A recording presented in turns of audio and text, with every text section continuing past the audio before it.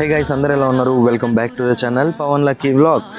ఈ రోజు మన తిరుమలలో మనం ఉన్న స్టే నుంచి అయితే మనం జపాలి హనుమాన్ టెంపుల్ కి అయితే వెళ్దాం పదండి. జపాలి హనుమాన్ టెంపుల్ స్థల పురాణం ఏంటో తెలుసుకుందాం. సో ఇక్కడ ఒక అంకుల్ ఉన్నారు. సో మనం ఆయన అడగగానే ఆయన చెప్పింది ఏంటంటే, పూర్వం జాపాలి అనే మహర్షి తపస్సు చేస్తుండగా సీతారాముల వారు వనవాసం చేస్తారు కదా, అలా ఒక రోజు స్టే చేసిన ఆశ్రమమే ఈ జపాలి. రాముల వారు వెళ్ళిపోగానే ఆ ఋషికి మన ఆంజనేయ స్వామి ప్రత్యక్షమై నీకేం వరం కావాలో కోరుకోమంటే ఆ ఋషి నాకు ఏమీ వద్దు కానీ ఇక్కడికి వచ్చే భక్తులు తమ తమ కోరికలు నెరవేర్చమని కోరుతాడట. అప్పుడు ఆంజనేయ స్వామి ఆ ఋషికి ఒక వరం ఇస్తాడు. సో ఇక్కడికి ఎవరైతే భక్తులు వచ్చి ఆంజనేయ స్వామిని మనస్ఫూర్తిగా కొలుస్తారో సో వాళ్ళ కోరికలు అనేటివి నెరవేరుతాయి. గుడికి ఎదురుగా ఒక కోనేరు ఉంటుంది. ఆ కోనేరు పేరే రామగుండం అంటారు. ఈ కోనేరులో పూర్వం రామలక్ష్మణులు స్నానం చేసేవారట. చుట్టూ అడవి, మధ్యలో హనుమాన్ టెంపుల్. చూస్తుంటే మాత్రం చాలా అద్భుతంగా ఉంది.